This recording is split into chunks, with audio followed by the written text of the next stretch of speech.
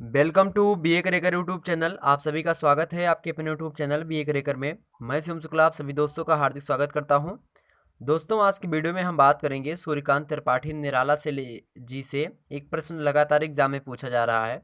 उस प्रश्न का नाम है, जैसे कि यहाँ पे देख रहे होंगे आप, यहाँ पे आपको हाईलाइटेड करके यहाँ पे हमने दिखा दिया है कि निराला एक क्रांतिकारी कवि हैं। इस कथन की पुष्टि कीजिए या फिर इस कथन को सिद्ध करिए।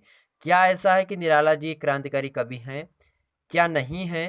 अगर हैं तो कैसे हैं, उसको सिद्ध करिए आप। ठीक, इसी बात को लेकर के ये प्रश्न लगातार एग्जाम में पूछा जाता है। एग्जामिनर इस प्रश्न यही प्रश्न पूछता है और इसकी मांग करता है कि बच्चा एक अच्छा से अच्छा तर्क दे सके। ठीक, साथ ही साथ निराला जी जैसे अन्य कवि, जैसे कि मैं बात करूं उनकी, जैसे कि प्रसाद जी हैं, ठीक, जयशंकर प्रसाद, सुमित्रा नंदन पंत, महादेवी वर्मा, उसी प्रकार से सूर्यकांत त्रिपाठी निराला महोदय ये कौन है? तो ये मित्रों छायावाद के स्तंभ है, जैसे जयशंकर प्रसाद, सुमित्रा नंदन पंत और महादेवी वर्मा है। उसी प्रकार से तो ये आधुनिक हिंदी कविता में शामिल होते हैं। आधुनिक हिंदी काव्य जब आप पढ़ते हैं तो उसमें निराला जी को आप नकार नहीं सकते हैं। तो प्रसाद पंत, निराला, महादेवी वर्मा, इनको आप अलग कर ही नहीं सकते हैं अगर आधुनिक हिंदी कविता पढ़ते हैं। यदि आप किसी भी यूनिवर्सिटी से हैं, आपके सिलेबस में ये मतलब आधुनिक हिंदी काव्य है, तो उसमें आपको निराला जी को पढ़ना ही होगा। और अगर निराला जी को आप पढ़ रहे हैं तो उनसे रिलेटेड ये प्रश्न कॉमन है। आप पेपर उठा करके देख लीजिएगा प्रीवियस ईयर, उसमें ये प्रश्न जरूर मिलेगा। बीए द्वितीय वर्ष की मैं बात कर रहा हूँ, हिंदी साहित्य पेपर 1 के बारे में। ठीक, बीए सेकंड ईयर हिंदी साहित्य पेपर 1। ठीक, ये प्रश्न बहुत ही महत्वपूर्ण है। इससे पहले एक प्रश्न हमने डाला था, सुमित्रानंद पंत जी से था। ठीक है, ध्यान रखेंगे। अब हम बात करते हैं निराला जी की। तो निराला जी का जन्म होता है मित्रों, कब हुआ था निराला जी का जन्म? निराला जी का जन्म हुआ था 21 फरवरी। कब हुआ था मित्रों? 21 फरवरी को हुआ था। और सन है आपका 1899 ईस्वी। 21 फरवरी 1899 ईस्वी में मेदिनीपुर नामक ग्राम में इनका जन्म हुआ था।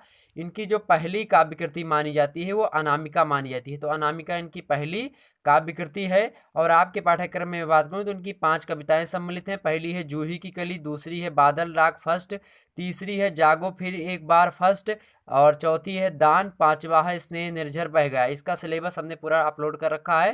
ठीक, नहीं देखा तो उसको देख लीजिएगा। इनके पिताजी का नाम था राम सहाय त्रिपाठी। इनकी मृत्यु की बात करूं तो इनकी मृत्यु 15 अक्टूबर को हो गई थी 1961 ईस्वी में, प्रयागराज में, यानी पहले के इलाहाबाद में और आज के प्रयागराज में इनकी मृत्यु हो गई थी मित्रों।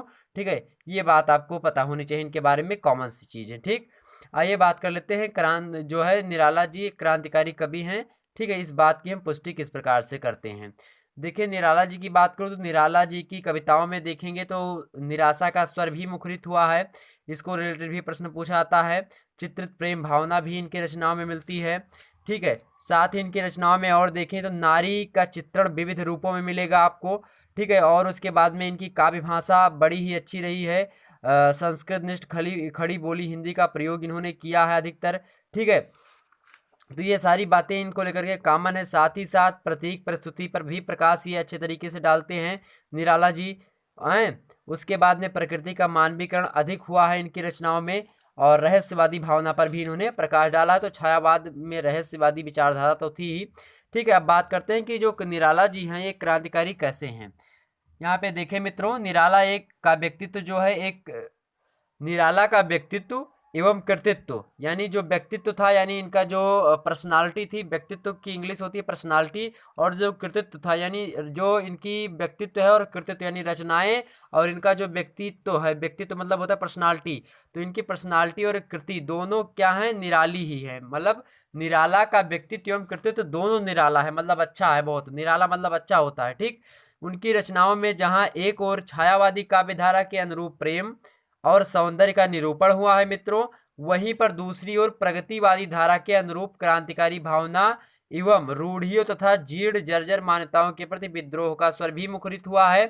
प्रगतिवादी आपको ध्यान होगा मित्रों, प्रगतिवादी इसके बाद आ जाती है, उसमें रामधारी सिंह दिनकर वगैरह आते हैं। ठीक है, रामधारी सिंह दिनकर हो गए, मैथिली शरणगुप्त, तो ये सब राष्ट्र कवि हैं। उस समय जो है असहयोग मतलब आंदोलन जोड़ तोड़ पे पकड़ रहे होते हैं। तो उस समय के कवि जब आते हैं तो उनके अंदर राष्ट्रीय भावना आती है। तो वही चीज़ें धीरे धीरे पनपने लगती हैं लोगों के अंदर। तो वही चीज़ बता रहे हैं यहाँ पे। तो ये क्या कर रहे हैं? रूढ़ियों का विरोध करते हैं। ठीक, निराला ने अपनी रचनाओं में कई स्थलों पर समाज सुधार संबंधी विचारों की ओजस्वी अभिव्यक्ति करके अपनी विद्रोही एवं क्रांतिकारी भावना को भी रेखांकित किया है। तो ये क्या करते थे, अपने ओजस्वी अभिव्यक्ति मतलब ओज के रूप में, मतलब ओज मतलब होता है एक जैसे रामधारी सिंह दिनकर की मैं बात करूं तो ओज कवि के नाम से उनको जाना था। क्यों जाना जाता है? क्योंकि उन्होंने बड़ी एकदम से ऐसी भाषा में रचनाएं की और इस तरीके से रचना की बिना किसी से डरे और एकदम से गुस्सा होकर के या फिर थोड़े से नाराज दिख करके जो रूढ़ियाँ थी उनको दबाने का प्रयास किया। ठीक है, तो इसी प्रकार से इन्होंने भी जो है इनके भावनाओं में विद्रोही एवं क्रांतिकारी भावना हमको दिखाई पड़ती है। कवि की कामना है कि समाज का प्रत्येक प्राणी कैसा हो, सुखी हो। उसने अपने प्रख्यात वंदना गीत वरदे वीणा वादनी वरदे में विद्या की अधिष्ठात्री देवी सरस्वती से यह याचना की है। इनको इनकी रचना है जो है इनका एक रचना है जो वंदना गीत के नाम से विख्यात है, वरदे वीणा वादनी वरदे। इन्होंने इसमें जो है विद्या की जो देवी हैं सरस्वती माता, उनकी याचना करते हुए कहा कि मानव समाज नवीन शक्तियों का अभ्युदय हो, कि मानव समाज में नवीन शक्तियों का क्या हो, अभ्युदय हो, मानव नवीन शक्तियों की ओर अग्रसर हो, जिससे प्रत्येक व्यक्ति अपने कर्तव्य कर्मों के प्रति सचेतता प्रदर्शित करे, मतलब अपने नैतिक मूल्यों का क्या करे, पालन करे। ठीक, वे समता मूलक समाज के पक्षपाती हैं, यानी समानता हो सभी में। संविधान का अनुच्छेद 14 क्या कहता है? विधि की समक्ष समता, धर्म जाति, और 15 क्या कहता है? धर्म जाति मूल लिंग वंश प्रजाति विभेद के आधार पर किसी के अंतर्गत भेदभाव नहीं किया जाएगा। तो उसके भी ये पक्षधर होते हैं कहीं ना कहीं पे। वे समता मूलक समाज यानी सभी समाज के व्यक्ति बराबर हो, समता मूलक समाज के पक्षपाती हैं।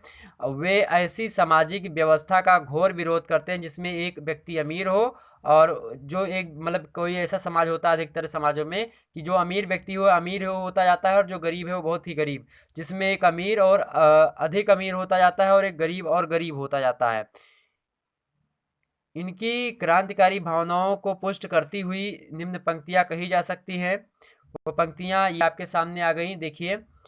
आओ आओ जल्द जल्द पैर बढ़ाओ, आज अमीरों की हवेली, किसानों की होगी पाठशाला, धोबी पासी चमार तेली, खोलेंगे अंधेरे का ताला।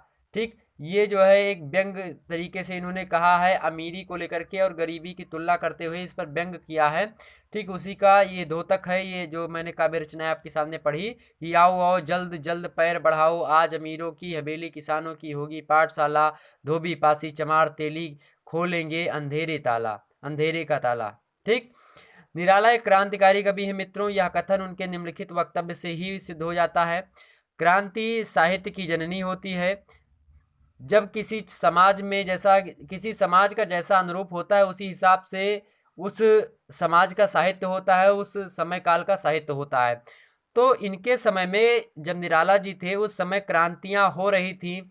गांधी जी, नेताजी, और नेताजी नहीं थे, गांधी जी थे, और उसके बाद में और भारी और जो है भगत सिंह वगैरह इत्यादि जो थे वो क्रांतिकारी भावना से जो है प्रेरित भी थे। और उन सभी चीज़ों वो सारी माहौल वैसा क्रिएट कर दिया उस समय जो है क्रांतिकारियों ने कि वैसा कवियों को भी लिखना पड़ा, और कवियों ने लिखा जिससे क्रांतिकारी लोग भी अपने अपने जो है कार्य का मतलब कर्म की ओर अग्रसर हुए। तो कहीं ना कहीं पे लेखनी एक अच्छा काम करती है किसी भी समाज को सुधारने में। तो वही क्रांति जो होती है साहित्य की क्या है, जननी है। नवीनता तभी पैदा होती है और साहित्य का रथ कुछ कदम आगे तभी बढ़ता है जब क्या होता है, जब साहित्य एक अच्छे पर्दे पर लिखा जा रहा हो, अच्छे तरीके से लिखा जा रहे हो, उसी को हम जीवन कहते हैं। ऋतु के बदलने पर जिस तरह पृथ्वी का एक नए रूप से सजती है, उसी तरह क्रांतिजन्य नवीनता से साहित्य सजता है। स्पष्ट है कि निराला जी ने अपने इस सिद्धांत का प्रयोग अपने साहित्य में भी किया है, इसलिए उनको क्रांतिकारी कवि कहा जाता है। ठीक, इस प्रकार से आप अपना उत्तर आसानी से लिख सकते हैं। अगर इस वीडियो को 2-3 बार आप देख लेंगे तो आप को ये हो जाएगा। ठीक, और याद करने की कोई ज़रूरत नहीं, वीडियो 2-3 बार देख लेंगे तो आपको इतना क्लियर हो जाएगा कि क्या क्या चीज़ें इसमें लिखना होता है। तो फिर मिलते हैं दोस्तों इसके तीसरे वीडियो के साथ, मतलब इसके भाग 3 के साथ, जिसमें क्वेश्चन जैसे यहाँ पे क्वेश्चन 2 लिखा है, देखें यहाँ पे जैसे यहाँ पे क्वेश्चन 2 लिखा है वैसे वहाँ पे क्वेश्चन 3 लिखा होगा। इसी प्रकार से जो महत्वपूर्ण आपके सामने प्रश्न हैं उन प्रश्नों को मैं रखूँगा और ऐसे डाउट आपका क्लियर करता चलूँगा, और साथ ही साथ ये बड़े ही महत्वपूर्ण है एग्जाम पॉइंट ऑफ व्यू से।